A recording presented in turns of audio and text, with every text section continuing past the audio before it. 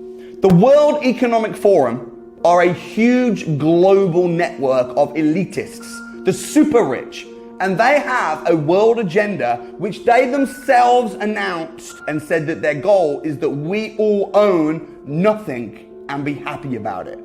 In this video, I'm going to be talking about that. This is something that many people have talked about and are unsure about, but the reason I'm talking about this today is because I recently attempted to become a member of the World Economic Forum.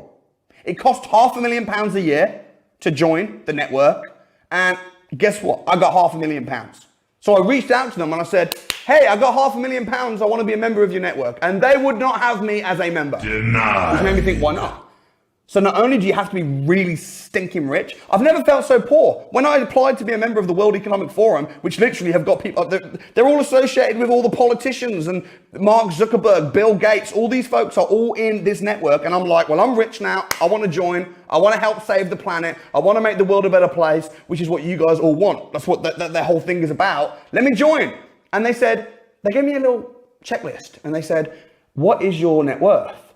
Is it between $1 million and $1 billion? Is it between $1 billion and 10 billion? Is it between 10 billion and 100 billion? I was like, damn, I'm right at the bottom of the food chain, but listen, I can still afford your £500,000 a year membership, and I am a multi-millionaire. My net worth's 20 million at least, so come on, let me in. And they didn't even respond.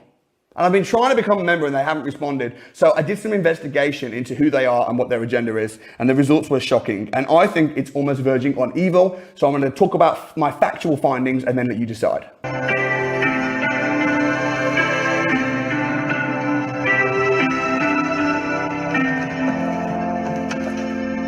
When the World Economic Forum said that their agenda is that we will own nothing and we will be happy, the only optimistic way to look at this is that everything will become subscription based and we will not need to own things, and that is why we will be happy about it. For example, I don't own any DVDs anymore. I don't own CDs. I don't own things like that because it's now not essential, because the world has moved on with its agenda. Now we have subscriptions such as Netflix, such as Spotify. There also definitely seems to be an agenda that instead of owning houses, that we now rent. Again, our whole life is rented and leased on a subscription basis.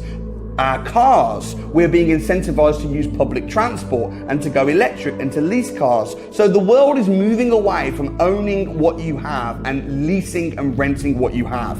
Now, while that may not sound like a bad thing, and it's okay to lease everything, it's the way of the world, the scary part of that is that if everything is leased by these big tech companies, what happens if they don't like us? What happens if we step out of line and they decide to cancel us on a individual level, like they did with the Russians, where they just said, no more Netflix?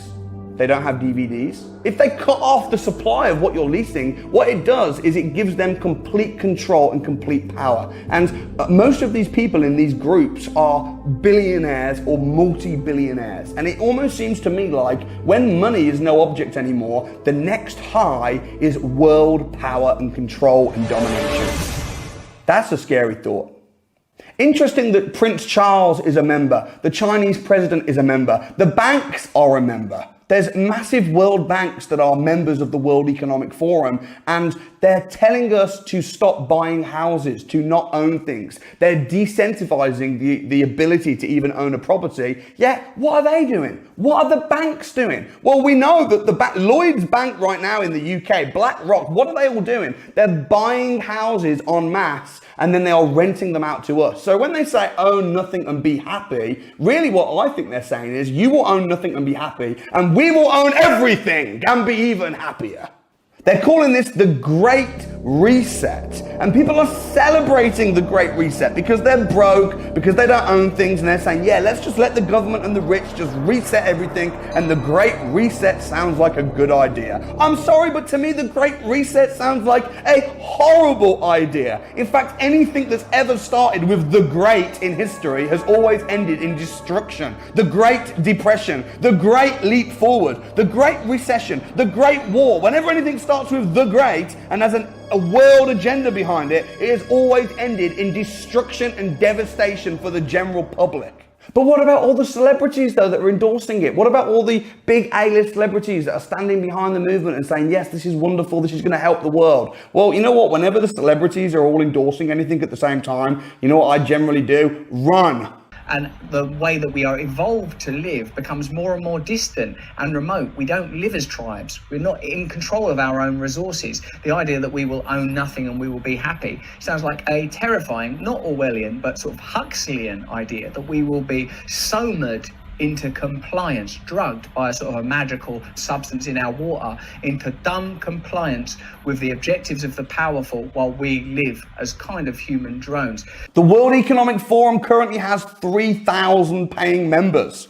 And with membership costing around £500,000, the question is, where does that money go? And nobody knows where that money goes. And the truth is, it's probably to fund the government and the media. Have you ever noticed how the media and the government all seem to sing off the same song sheet and agree at the same time with the same things? And usually the agenda is to bash the rich and tell you, don't try and build a business, don't worry, we'll look after you. The agenda is to weaken men and break down families. And if you step out of line or say something they don't like, they will literally deplatform you. You can just suddenly overnight be vanished off of Instagram, off of YouTube, off of everywhere, and not have a voice anymore.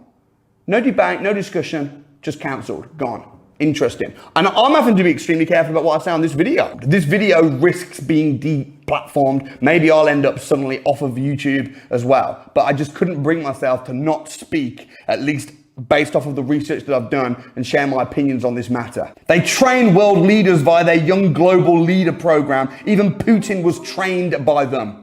The World Economic Forum recently said that capitalism needs a dose of Marxism. No, capitalism does not need a dose of Marxism. Marxism has devastated everything it's ever touched. Just look back at history. Wake up. And the irony is so shocking, the fact that the royal family are members of the World Economic Forum, and then the World Economic Forum are telling us to own nothing when they literally own so much. Can we not see the irony?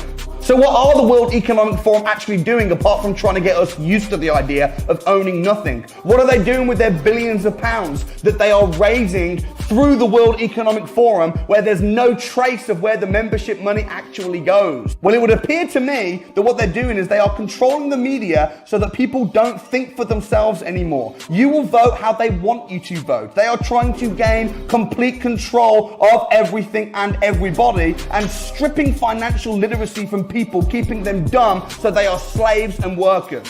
What should they be doing? Well, in my opinion, I'm all for the idea of a World Economic Forum. I'm all for an idea of wealthy people getting together, how to make the world a better place and change the planet. But what they should be doing is they should be bringing financial literacy into schools. They should be championing and incentivizing businesses giving to charity. They should stop taxing the hell out of small, struggling businesses. Relying on the government for you to be looked after always ends in poverty and devastation. We need to be relying on ourselves and being entrepreneurially minded and building businesses. And even though they're trying to discourage us buying properties with tax incentives to not, with legislation, with tenant eviction bans, scrapping Section 21, you know what I think? I think that now is the time to step forward and start owning as much land as we freaking possibly can right now while we have the opportunity to buy land, because it's very difficult for them to take it off us. That's why they're trying to discourage us from doing it in the first instance. So my advice is to buy as much land and property as you possibly can, and to build wealth in such a way that it's sustainable and adaptable right now in 2022.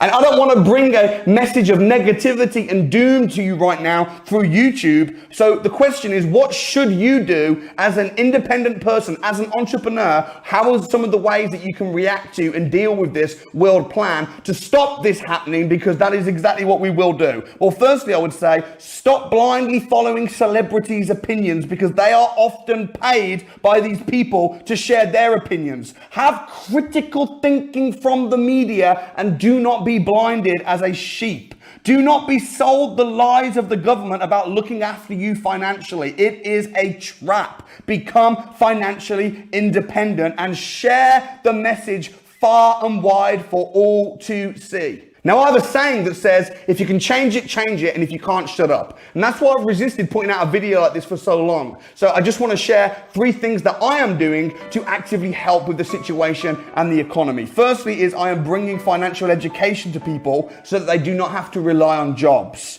I'm bringing financial literacy to schools by giving my time voluntary to go out and to speak in schools and